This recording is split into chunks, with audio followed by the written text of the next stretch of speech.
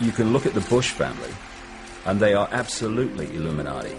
As presidents of the United States go, Father George Bush, I mean not the idiot son, but Father George Bush, is higher in the Illuminati than most of them. The British royal family are one of the Illuminati bloodlines. It's all about genetics to these people. They're like horse breeders. Diana basically called herself the Windsor's brood mare. She was brought into the web merely to be the vehicle to give birth to William.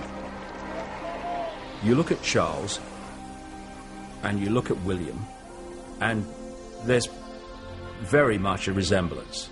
But when you look at Harry,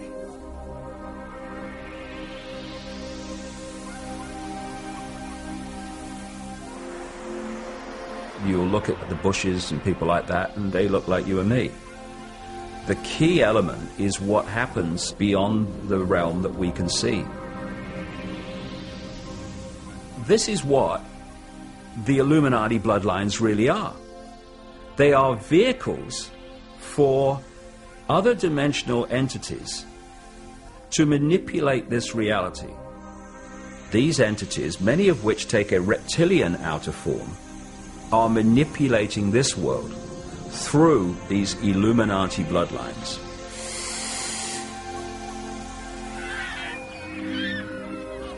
When I introduce something like these Illuminati bloodlines are based on a reptilian, non-human race, people find it fantastic. Of course it is, because it is so different from the reality and ways of the world that they have grown up believing in.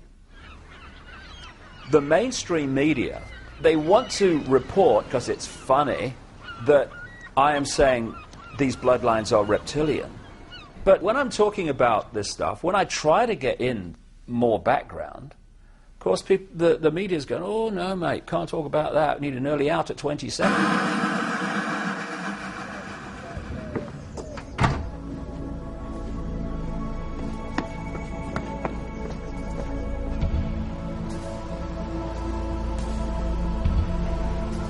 First time I made this journey was on a paddle steamer. I fell in love with the Isle of Wight when I was such a small kid. I remember at infant school, I used to play Isle of Wight ferries in the paddling pools. I was that far back, and I always wanted to live here, and I made it in 1982. And I used to go up to the BBC and back all the time. So I've made this journey so many times.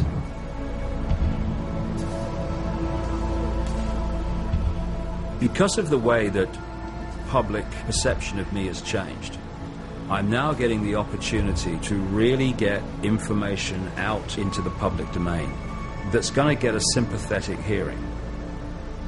I decided months ago, just intuitively, instinctively, that I wanted to talk in London.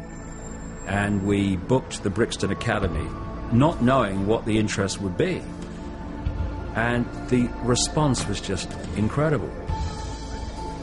The way it's going to be a sellout audience of in excess of 2,000 people. Nice to meet you. Where you come from? Sheffield. Sheffield. Crap, Yeah. you're looking for all over the place. Yeah. Okay, I'll see you later. What I want Brixton to show to people is that if you are saying there's something not right in the world, and you have feelings that there is some kind of conspiracy going on here, and I don't like what's happening, well, look at the attendance of Brixton and know that you are not alone. Folks, tickets in your hands, please. Thank you very much. Keep going, sir. Thank you. May I ask you a question? Certainly. Why are you here? Why am I here? To try and get one or two answers. Such a complex thing. I feel that mankind is doomed, basically. So somebody ought to wake everyone up, and I think this is where David Icke is coming in. I think he's doing a fantastic job, and I mean that sincerely. Thank you so much. Enjoy your show. I intend to. Thank you.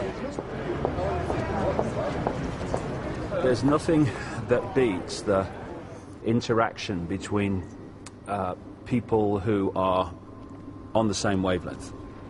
And when we came here what, 2 years ago? That was last year. Was it last year? Was it really? Crikey, time flies. We kind of filled the bottom section and just 1 or 2 seats at the top, and it looks like it's going to be a sellout this time. This is the guy, 16 years ago, who... if I spoke to one man and a dog and put your own seats out and walked around the towns putting posters out and around the local shops. And the idea something like this would happen, it was just a joke, wasn't it? I mean, you know, I kind of felt instinctively it was going to come. That's what kept me going. But at the time, it was like, you know, dreamland. Well, like you say, it's a big awakening when people are out there. A number of people that phone our office and say, we live in a fascist state. You know, what is this? What can we do about it? Well, maybe after 6 or 7 hours, we'll all know. Well, I was reading his books, as I always do, and now I can't believe I've actually seen him face to face. But I take it all very seriously, and only a fool wouldn't.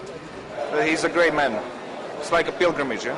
See, everything he said 10 years ago, and that I thought, that's impossible, it's all come true. Well, he's got me convinced, and there's no turning back.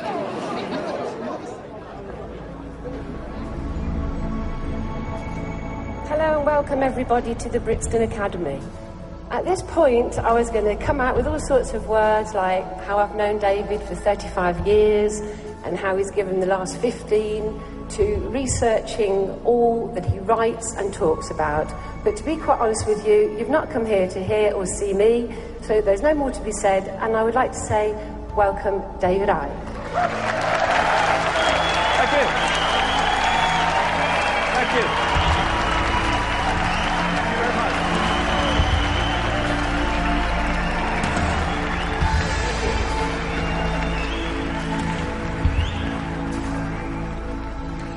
This was George Bush. You're free, and freedom is beautiful. And you know it'll take time to restore chaos and order. Order out of chaos, but we will. Order out of chaos, or as I've dubbed it, problem, reaction, solution. Simple, devastating, played on us by the day.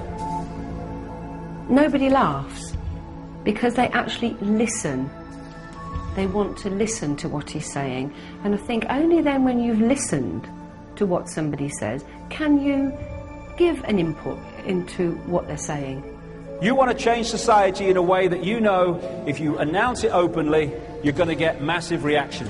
So you don't announce it openly, you play this scam. You know, you read a book and you go and hear somebody speak and you'll find it's not what you thought it was. He is not who you think he is. Stage one, you create a problem. Could be a terrorist event, could be a war, it could be a run on a currency, could be a bird flu. He's never said, you must believe what I say. I think he'll go out there and say, I'm not telling you to believe what I'm telling you now. I am passing on information that I have uncovered and gleaned over 15 years of research.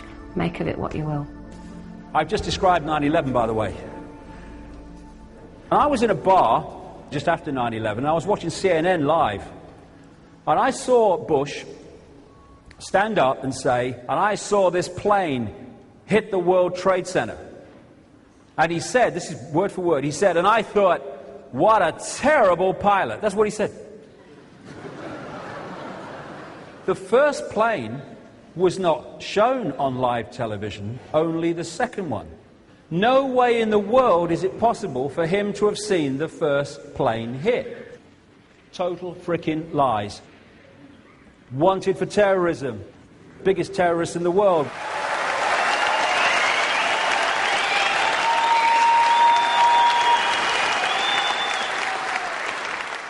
I've had the hands-on healing and I've had the acupuncture and I've still got verbal sodding diarrhea. I can't shift it. I can just keep talking. But if we come back in 1 hour, and then we'll go into the last part, which is the most important.